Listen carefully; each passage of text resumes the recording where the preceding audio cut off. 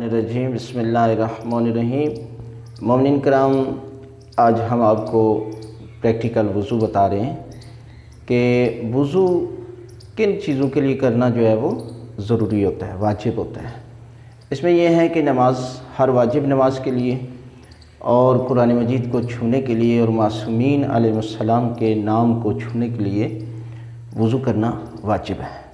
और मुस्तहब वज़ू ये है कब्रिस्तान जाने के लिए, रात को सोने के लिए और जो है वो मस्जिद में दाखिल होने के लिए वज़ू करना जो है वो मुस्तहब है।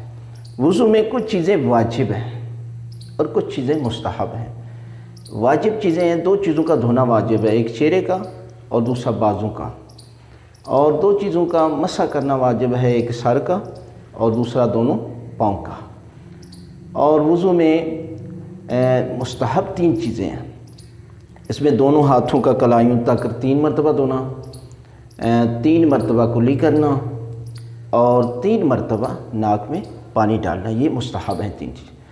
अब आपको जो है वो वाजिब वज़ू करके बताते हैं कि वाजिब वज़ू कैसे करना है। और हमेशा वज़ू में ये होता है कि पानी कम अज़ कम इस्तेमाल किया जाए। हम बहुत ज़्यादा पानी ज़ाया करते हैं। आप देखें, ये बेसन के ज़रिए हम वज़ू कर रहे हैं, देखना एक दफ़ा हम जो है वो ये इस तरह बंद भी कर लें, यानी पानी जो है वो लंबाई में बाल उगने की जगह से लेकर थोड़ी तक और चौड़ाई में बड़ी उंगल और अंगूठे के दरमियान इस तरह करें।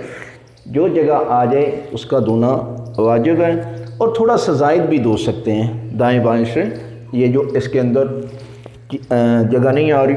अब देखें, हमेशा हाथ जो है चेहरा धोते हुए ऊपर से नीचे की तरफ मारना है। ये देखें, इस तरह हम कर रहे हैं। एक मरतबा पानी डाला तो वाजिब था, दूसरी दफ़ा मुस्तहब है। एक दफ़ा पानी डालना वाजिब है और दूसरी दफ़ा वज़ू की नीयत से मुस्तहब है। अब इसके बाद जो है वो दायां बाजू पर पानी डालेंगे और इसमें भी जो है वो ऊपर से नीचे की तरफ जो है वो पानी डालना है।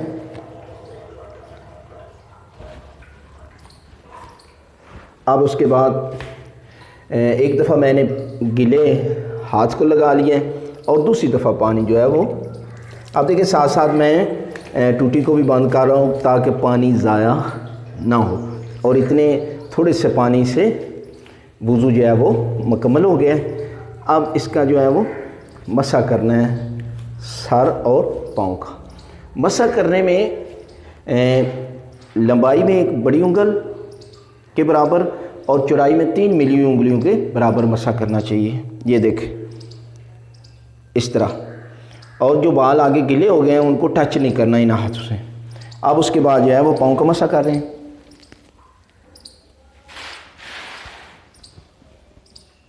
ये देखें, इस तरीके के साथ जो है वो वज़ू आप करेंगे तो आपका वज़ू जो है वो ठीक होगा। नीयत दिल का इरादा होता है, कोई ज़रूरी नहीं कि ज़ुबान से ही जारी करें। आप जब इधर आए हैं वज़ू करने के लिए तो आपका इरादा है तो ये। और वज़ू कुछ चीज़ों से बातिल भी हो जाता है।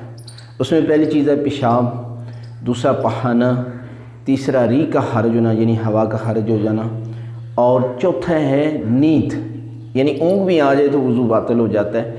और इसके बाद है हर वो चीज़ जिससे वज़ू बातिल हो जाता है, चाहे वो गुस्ल की हालत में हो जाए तो इससे भी वज़ू जो है वो बातिल हो जाएगा। ये चीज़ें आप इस तरीके के साथ वज़ू करेंगे तो आपका वज़ू जो है वो ठीक हो जाएगा।